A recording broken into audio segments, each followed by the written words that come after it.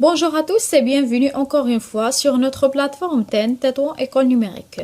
Donc, avant d'entamer cette vidéo, nous avons vu auparavant la différence entre objectif, but et finalité, ainsi que la différence entre connaissances, habiletés, compétences et attitudes. Dans cette vidéo, on va entamer la classification et type des objectifs. Donc, tout d'abord, nous allons commencer par la classification des objectifs. Il faut signaler que nous avons trois types des objectifs. Le premier, c'est l'objectif général, qui correspond à un énoncé d'intention décrivant en termes de capacité de l'apprenant l'un des résultats escomptés d'une séquence d'apprentissage. Donc, on parle d'un objectif général pendant une séquence d'apprentissage. L'objectif spécifique, ou bien opérationnel, ou bien terminal, c'est la même chose. On trouve dans les différentes fiches pédagogiques un objectif spécifique, c'est le même un objectif opérationnel et ainsi un objectif terminal. Donc, elle est issue de la démultiplication d'un objectif général en autant d'un énoncé ou bien en autant d'énoncés rendus nécessaires pour que trois exigences opérationnelles soient satisfaites. Ce sont décrire de façon univoque, claire, le contenu de l'intention pédagogique. Décrire de façon univoque, claire. Univoque, c'est-à-dire dans un seul sens. Univoque, un seul sens. Donc, c'est une exigence de l'objectif spécifique ou opérationnel ou terminal. Ainsi que l'activité de l'apprenant identifiable par un comportement observable, c'est-à-dire le comportement qu'on souhaite voir l'étudiant à la fin de l'activité. Donc, mentionner les conditions dans lesquelles le comportement souhaité doit se manifester. Donc, on va décrire les conditions de la situation problème ou bien de notre consigne ou de notre activité, ou à la fin, on va voir le comportement chez l'élève.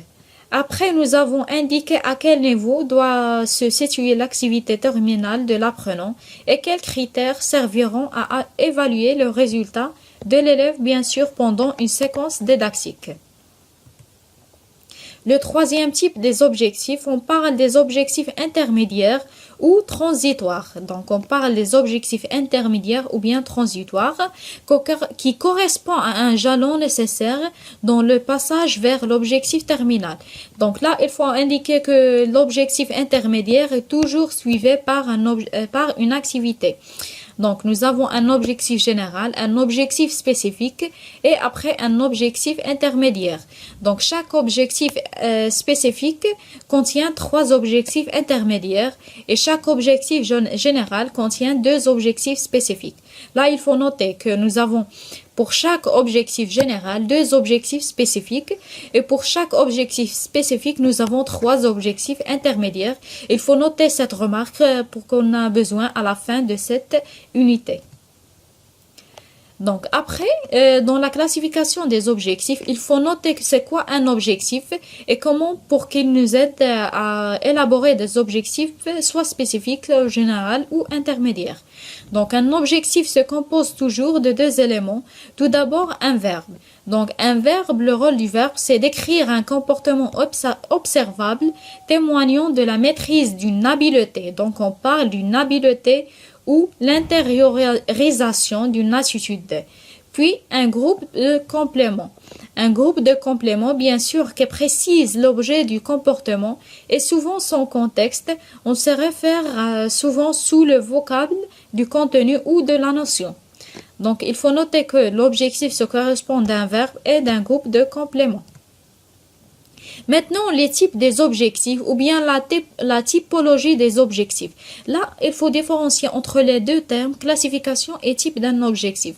La classification d'un objectif, on parle si c'est un objectif général, intermédiaire ou bien un objectif spécifique. Les types d'un objectif ou bien la typologie d'un objectif.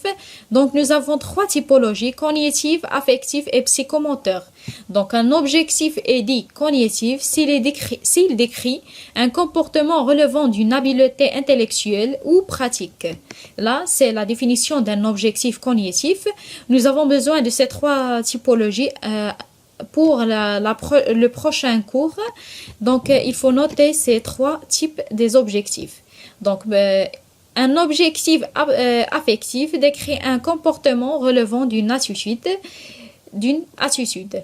Donc, certains objectifs, la plupart concentrés dans le programme d'éducation, relevant d'habiletés pratiques, mais appliqués à des mouvements du corps, contrôlés et souvent coordonnés.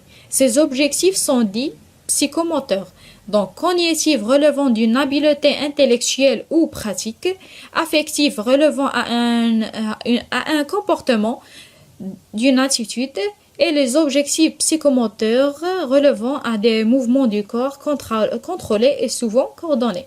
Donc, ces notions, nous avons besoin de ces notions des types des objectifs cognitifs, affectifs, psychomoteurs, ainsi que la classification, c'est-à-dire les objectifs généraux, les objectifs spécifiques, opérationnels ou bien terminaux, ainsi que les objectifs intermédiaires ou transitoires.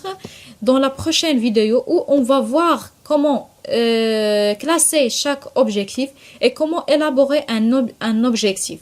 Donc voilà tout ce qui concerne la classification et les types des objectifs. Merci.